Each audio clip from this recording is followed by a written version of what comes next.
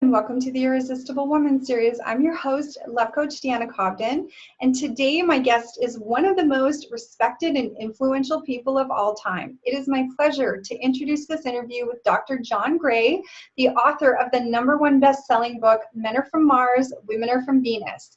He has also appeared repeatedly on Oprah, The Dr. Oz Show, Today, CBS This Morning, Good Morning America, and has been profiled in Time, Forbes, USA Today, TV Guide, and People. Welcome, Dr. Gray. Thank you for being here. Thank you. Happy to be with you. Yeah, so definitely this book has been so influential for me personally, for so many people watching. It's been printed in over 100 countries. It's translated into 45 languages. Like, there's obviously a clear need for us to really understand each other, communicate with each other. So that was quite a few years ago, 1992. What are some of the principles that hold true today? Well, everybody's a little different. Some are more traditional, some are more modern. I wrote my most recent book. It's really the follow-up to Men Are From Mars. Men Are From Mars, you might say, is for role mate relationships, where women to a certain extent are more traditional. They're having children, they're staying at home, their husbands are providing. There's a lot of, in that situation, there's a lot of misunderstanding, misinterpretation of where we come from. Now, those things are still true to some extent, but things have changed quite a bit as women are more independent. Men no longer feel as needed as before. They kind of don't know what their role is with women. Women sometimes are not so articulate in how to communicate that to men. It often comes across as complaining. So what I've done is my most recent book, Beyond Mars and Venus, addresses these modern challenges of independent women who have jobs, careers, and so forth, and how to have successful relationships. And many of the ideas in my book, Mars, Venus on a Date, still apply. But there's a bigger picture here, which is helping women understand, why do you need a man? Because, if you don't eat for a day, you really need food. You'll love whatever you eat. It's when you feel a strong need for something, your ability to appreciate and be in love with it is much greater. And a lot of women have a hard time being satisfied with men. It's like, well, there's this one, but why isn't I can't fall in love? I can't really open up. And there's certain things, from his side, but there's a lot from her side too, to help her to be more loving, more open, more vulnerable. This is a new challenge for women. As they become more masculine, that means their body's making more masculine hormones. That interferes with the production of female hormones. And it's female hormones that create that vulnerability, that create that ability to appreciate men, to be able to appreciate your life, to be able to relax, to sleep better.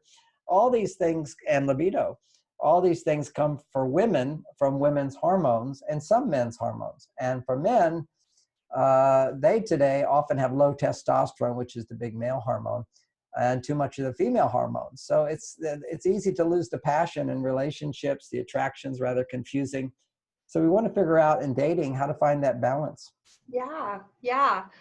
And I really love how you really break it down in the book. You give so many examples of how, like, progesterone and estrogen and testosterone and oxytocin, like, really affect us. Like, it's really astounding. And I think people forget, like, there is that physical system in our body that's regulating a lot of emotions and mood and communication. There's a lot of some interesting books written now on psychedelics, hallucinogenics. One little pill of LSD and you have a completely different perception of life. Smoke some grass, drink some alcohol, you have a different perception. This is because these things all affect brain chemicals that affect hormones. And so we have to recognize that the body affects our mood, our ability to love each other, our ability to be turned on to each other. These are biological functions. One of my friends likens it to, we have this brain up here, which we call human. It's the only part of the brain up here that has human DNA. The rest of the brain has got animal DNA. And it's like we're a human riding on a giant elephant.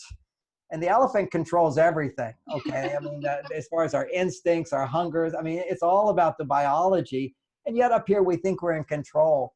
But particularly when it comes to romantic attraction, our capacity to love, our capacity to forgive, to accept, to communicate, a lot of this is just automatic reactions. But with good knowledge up here, we can kind of guide the elephant and make sure it gets fed. Wow, that's a great analogy. Yeah, because we think we're in control, but really we're not. Unless we don't have that awareness, we're not able to control it. Right, right. But we can feed that elephant and guide it, but we have to recognize when it's going the wrong direction. Because, usually you can say, okay, I don't want to eat Cheeto, or I don't want to eat desserts or whatever, and that's just part of the brain. And then tonight you're looking in the refrigerator and grabbing some ice cream. I'll start tomorrow. There's a lot of things that are automatic inside of us. We can call this conditioning. And it's not just from our childhood. It's thousands and thousands and thousands of years of conditioning. And so what's happening today is something that's unprecedented, never happened before in the history of humanity, maybe a few exceptions, where a majority of women really don't need men that much. They're independent, as far as survival goes, for survival. So Maslow talked about hierarchy of needs. When you have lower needs like survival, security, when those are when you can meet them yourself, then suddenly higher needs become more important. And those higher needs are emotional fulfillment. Yeah. So basically, when women are way on their male side, an emotional fulfillment comes by the help of a partner to bring her back to the feminine side, the help of a partner to bring her back to the female side. And for men, when you get to that level of emotional fulfillment, he needs to feel even more like he's a success in providing that emotional fulfillment. It used to be that men were emotionally fulfilled and quite content in life if they provided physical support, making money for the woman, protecting the woman. That was a highlight of a man's life. For the male hormones to get produced, we need to feel successful. Same thing for women. When you feel successful, male hormones get produced. But for women, male hormones do not regulate her stress level. Yeah. It's the female hormones that regulate her sense of well-being or her sense of stress. And so she has to find a balance in her life. And, my book and my message is how to help women use men to come back into balance, as well as to create lifestyle changes to come back into balance. But the shortcut is use a man. Yeah. Get a man to do what you want. Need a man, right? And need a man, and how to motivate him to do what you want. It's literally training men. If it became a scientific study came out and said that men who can walk on their hands immediately inspire orgasms in women, all men would be walking on their hands. It's just, but this whole new knowledge of how to help women come back to their female side so women can feel more love, more happiness, more joy, more orgasms, actually. How to bring a woman back to that area is knowledge men don't have. Yeah. And it's knowledge that women don't know how. They often complain, have a sense of what it is they need, but clearly they're not experts at it, because if they were, they'd be happy and fulfilled to have men running after them. Because what makes a woman irresistible to a man, particularly today more than ever, is a woman who's able to be confident, but at the same time vulnerable. A woman who can be, logical, rational, but also emotional and vulnerable. A woman who can feel excited and happy to be with a man. I was reading one book recently, and it said the definition of a friend is someone who's delighted to see you with no agenda to change you. And I think that's the definition of my wife. Yeah, that's unconditional love. That's unconditional love. And there's also an exchange. A relationship does have an exchange back and forth. But even there, if you have unconditional love, if you're giving more than you're getting, then you learn to not give more, but give more to yourself so you can keep giving more. Because when you give with the requirement, having it back, that's a conditional kind of love. Then you're coming from a place of emptiness to be filled up. You begin to feel, as a woman, you begin to feel that he is responsible for my happiness. Yeah. That's a mistake. A mistake for men is when I feel that my job is to make her happy. It's not. And that's, in the lower level of life, my job was to provide money and support, and she would be happy, and she'd look to me for money and support and be happy. But it's the money and support and protection. Now it's the emotional fulfillment. And part of being emotionally fulfilled is to realize, first of all, it's an inside job. I have to not depend on her to be happy for me to be happy. That's my job. If she's unhappy, most men get all bent out of shape because she's unhappy and get defensive about it. No, I need to find that within myself. That's a man's job. A woman's job is when she's unhappy, not to look to him as the cause. She has to find that place within so that when she gives, it's coming from a place of overflowing and not, I'm giving, so you should get me. You should give back to me. That's when every woman knows this experience where you feel resentful, that you're giving more than you're getting. And that would be, from one point of view, it's just foolishness. It's just foolishness. It'd be like I invested in something and the stock goes down and I keep putting money into it. No, that's my mistake. Think fool me once, okay, but fool me twice, it's my fault. Yeah. You don't give more than you're getting. And that's hard for women to understand, because the truth is, if you give, you will get back. But the problem today is that men's needs are different from women's. So women often give to men what women need most, not what men need. And so we have to go beyond our instinctive awareness of what they might be needing and learn how to give men what men need most. And what is that for all the women listening? Yeah.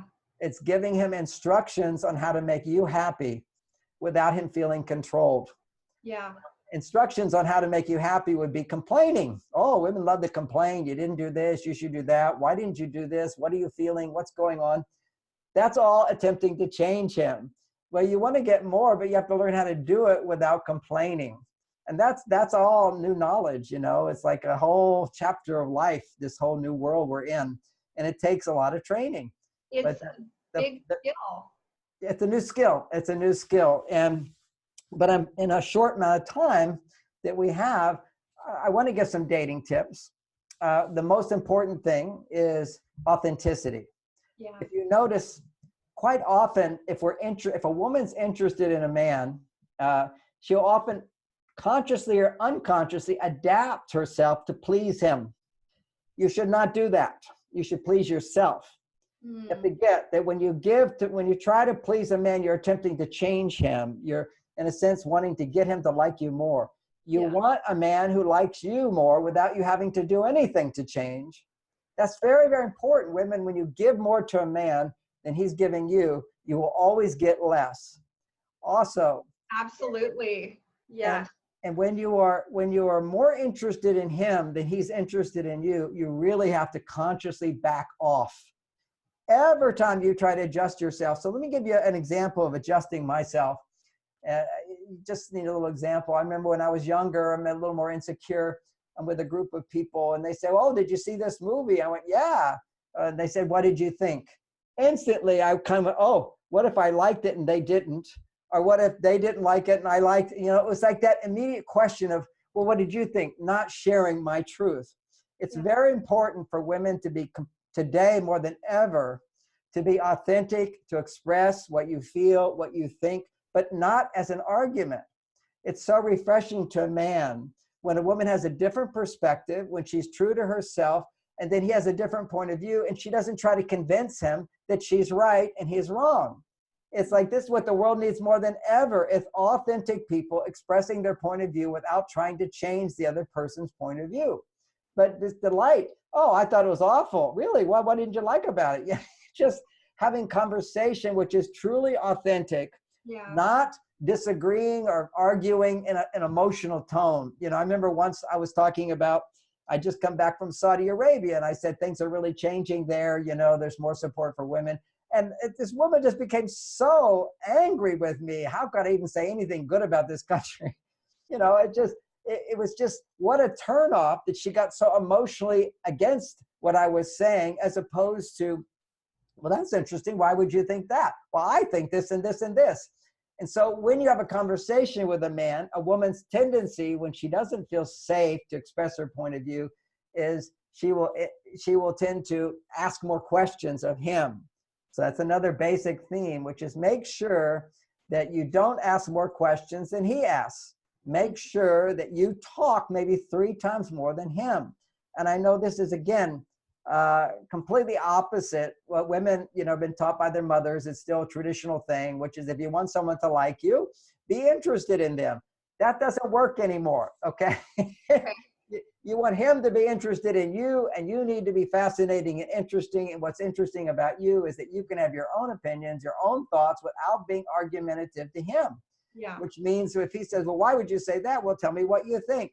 And he talks a little bit, you say, that makes sense. Here's 3 magical phrases women can use to immediately impress a man, to increase his interest in you, to increase attraction to you, which is pump him up. You see, men need to be pumped up. Women need to be nurtured and cared for and supported. I mean, she needs affection. She needs attention. She needs understanding. She needs to feel that she's important to him. These are things that all women can relate to. And she thinks, oh, he needs the same thing. No, he doesn't. What he needs is feel successful. Men need to feel successful. Women need to feel successful, but multiply times 10. Women need to feel like she's important, she's special, she's beautiful, she's heard, she's valued, all that multiplied times 10. Men have to learn how to listen more. Women have to learn how to share more, how to be authentic, how to express your inner happiness, your inner joy, your delight, as well as your frustrations, your disappointments. Be completely an open book to a guy. And when he comments, he might give advice and whatever. Just, back off from that and just, well, that makes sense. That's a good idea. I hadn't thought of that. And then move on to yourself again. Don't have to ever say to a guy, yes, but, yes, but, yes, but. Just ignore him. He tends to want to give you advice all the time. This is the old-fashioned man. His job, he thinks if a woman talks about anything negative, well, you shouldn't feel that way. You shouldn't think that. And then you say, well, yeah, it was not a big deal. Magic phrase anytime you're talking about anything negative emotion, whatever, if it's even a complaint about him or your life, which is better to talk about that. If that's what's on your mind, what you're feeling, be naked. Show what's happening. When he tends to not be a good listener, most men are not. They want to tell you what you should feel. They must give you a solution, whatever.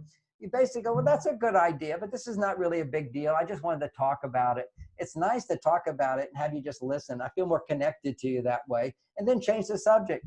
Train him to be a good listener. Yeah. Don't feed him. And definitely don't ask him about his day. Don't show a lot of interest in him. Don't ask him what he's feeling. Never ask what he's feeling. Say, what do you think about that?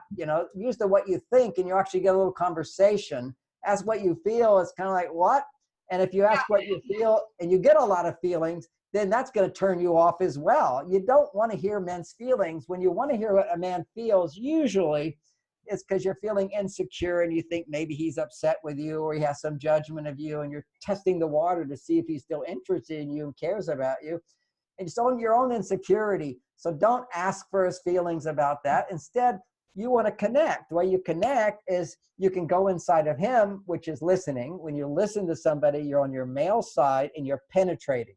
See, if I'm listening to you talk, I'm going inside of you. That's masculine energy. What women need today more than ever before is support from a man to go back to her female side because she's on her male side. And when he does that, that gives him support to come back to his male side. Because men are going through a huge crisis today. We have all these environmental toxins, the pesticides, the hormones in our meats and so forth that goes into a man's body and it's registered as estrogen, female hormone. So what's happening is when the estrogen registers in his brain, that I've got all this estrogen, it tells his brain, the brain tells his body, don't make testosterone. That's what happens. Men's testosterone levels are going lower and lower. Really? It makes men more emotional, more needy, more irritable, more grumpy. Don't encourage any talking about feelings with him, but you talk about feelings. That's the better thing because you need to get back in touch with your female side. But what keeps women from going there is another thing, is the environmental pollutants, the pesticides, the hormones in chicken and meat and all that. What that does to women, it sends a message to their brain that they have plenty of estrogen. And if you have plenty of estrogen, then you don't need to make estrogen. And it's the biological need to make estrogen. You make estrogen when you feel, I need somebody. And when you feel I need somebody, you feel more love for that person. Yeah. So women have less of a need for a relationship, not because their body doesn't really need it is they're being fooled by all these fake estrogens going into their body, telling their brain you don't need a man. So what happens is no motivation on her part and no ability to feel, oh, I'm having such a good time. I'm delighted. I'm enjoying. It's nice to have somebody open the door for me, plan a date for me, give me a compliment, be affectionate to me, have sex with me. All these things are like really wonderful. You don't feel that at all if you don't have if you're not making estrogen, because your brain thinks you already have estrogen. So I know a lot of women as they get into their 40s and whatever, they feel like I just can't fall in love with a man. And biologically, you're not making enough estrogen. Your brain thinks you have plenty. So you don't get in touch with feeling the vulnerability. And then sometimes you will feel that vulnerability and then you run from it. That's emotions, by going over to your male side. The male side does not have emotions. The male side has thinking, thoughts, solving problems, all that. That's our male energy. We all have it. Yeah. And we have our emotional energy. That's our female energy. And the right polarity between man and woman, where you create the attraction and the passion and the orgasms, is when the man has 10 times more testosterone than a woman at least, and a woman has 20 times more estrogen at least than a man. So her estrogen levels will double around ovulation. And that's when she can have her biggest and best orgasms. And that's what makes a man most attracted to her, is when he feels the success. Because remember, men's are the place we need emotional fulfillment. That's soulmate relationship. Women need emotional fulfillment. When a relationship helps a woman come back to her emotional side to fulfill that, she's now finding her balance, the yin and the yang energies, and she goes to higher level self-actualization, and that's ecstasy. Not only is it greater creativity and greater flow in your life, less stress in your life, but it means your bedroom life is better too. The flip side of that is true for men. And men need to feel successful. She needs to feel seen, heard, touched, understood.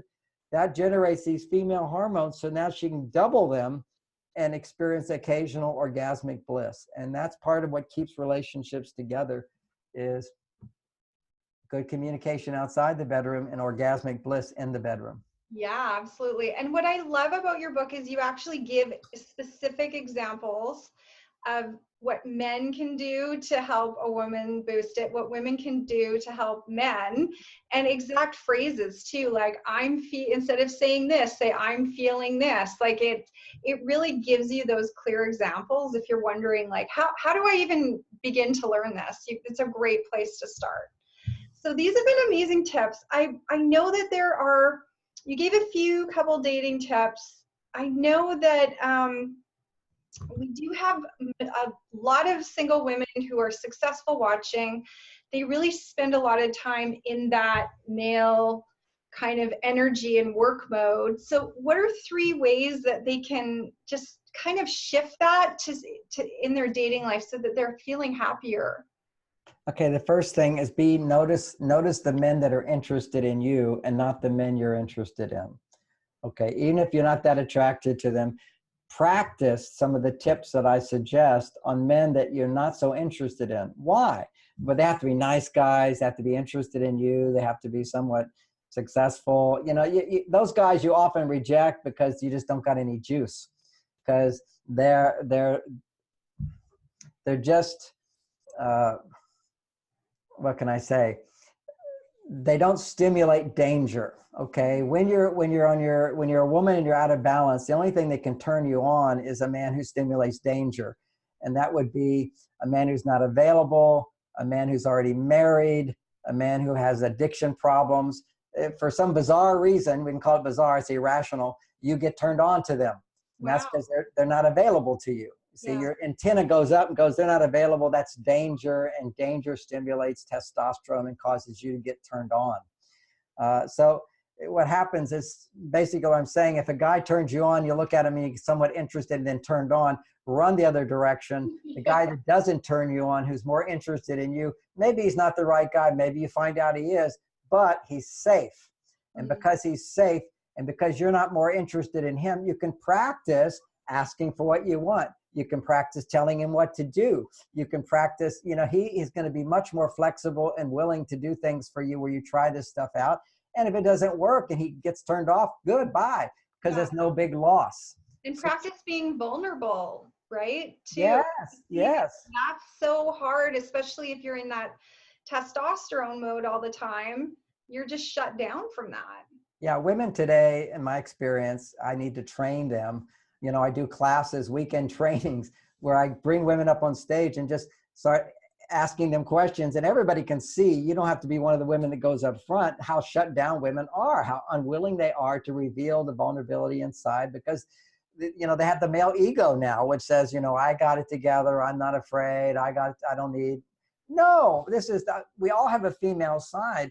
But to come back to the female side, women need to express that part of them, and the men do not need to express that part of them. As soon as a man does, a woman feels like a mother. A woman gets turned off to him. He's too needy. So she has an even additional fear of revealing that because she thinks a man will be turned off.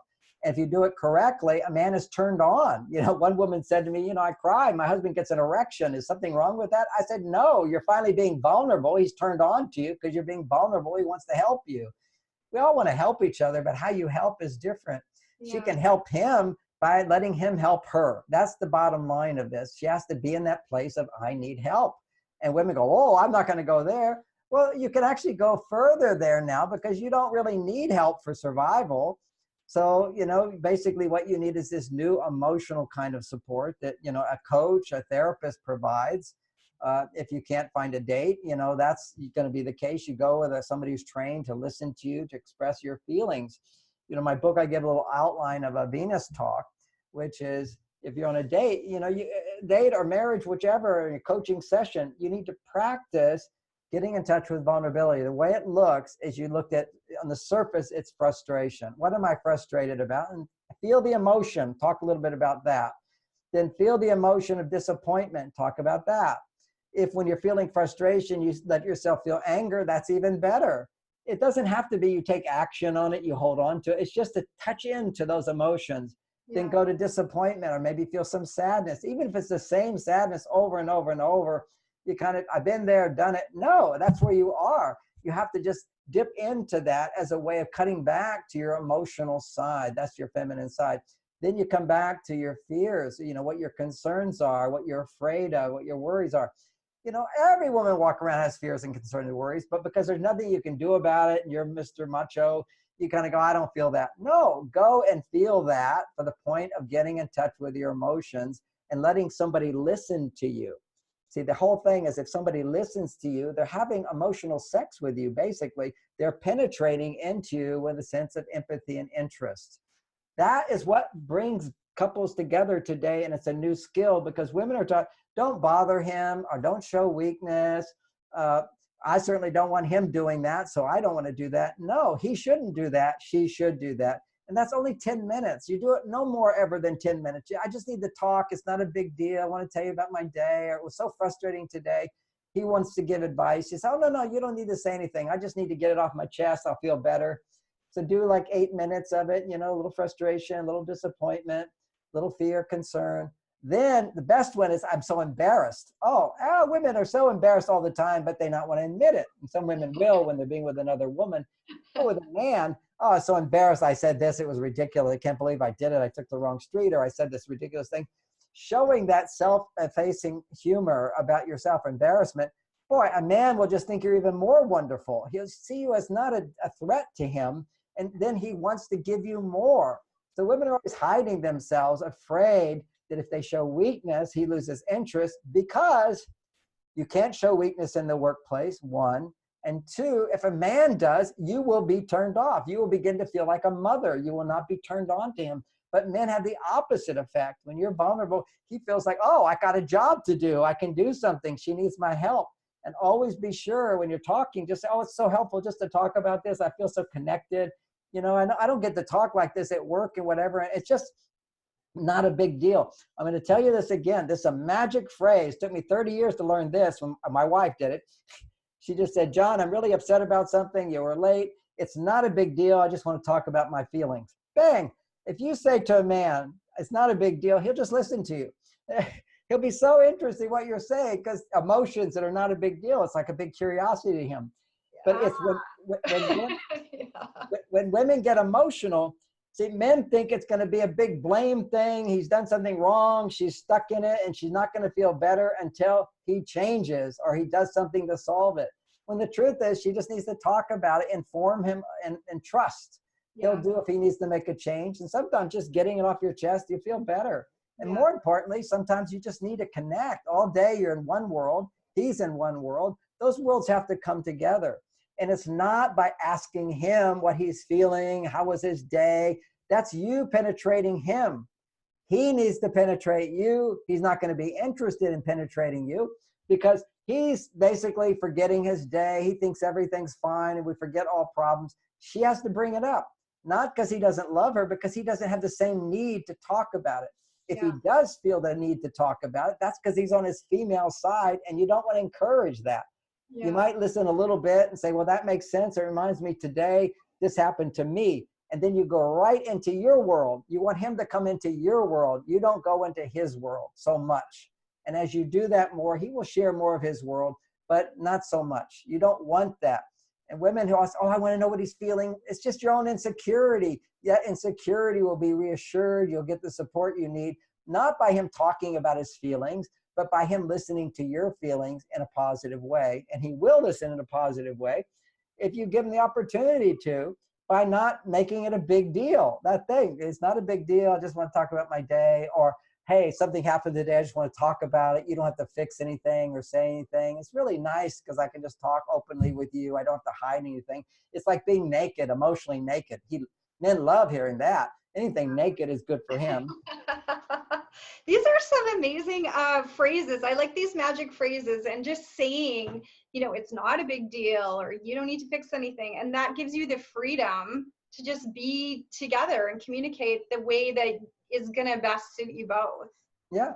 And it's really understanding again where men are coming from and what they need to get into balance. What men need is more appreciation from women. What women need is more respect of what women's unique needs are from men. Yeah. And, I know women are always feeling, I'm not getting enough appreciation. Well, you live in the work world. Nobody men don't feel appreciated in the work world. And men are the worst at appreciating each other. But women complain about it because they're expecting men to be these big appreciators. Men are the ones that need appreciation the most. Why? Because when you appreciate somebody, testosterone goes up. That's the main thing. Clap for me, testosterone goes up. This is, you did a good job. Oh, that makes sense. Oh, you're right. Oh, that was so helpful. Oh, I'm so glad to see you. Oh, my hero. Any of that stuff bumps up testosterone to help counteract all this estrogen in the environment. And also a big thing you have to get with men is it was built into your life if you're a man. If you could make money, then you had plenty of testosterone because every woman needed your money. That was it. You're a provider. If you could provide, if you had muscles and size, you could protect a woman, your testosterone was up. But now women, when they don't need that so much, you've got police, you've got armies, you've got protection, you've got women having their own jobs, their own education, making more money than men sometimes. What's his role? He doesn't feel needed, and she doesn't need him. So what she has to get is she really does need him. We're not making this up. Women today are overwhelmed, they're stressed, they can't fall in love, they can't sustain relationships, they're having hormonal problems, they're having illnesses, all this stuff, they're stressed. And what they need, if you understand the dynamic of primarily what's causing their stress, is not the outer world, it's how they're responding to the outer world and then making choices to make it worse from their responses. It's they're too far on their male side, they're not accessing the wisdom of their female side.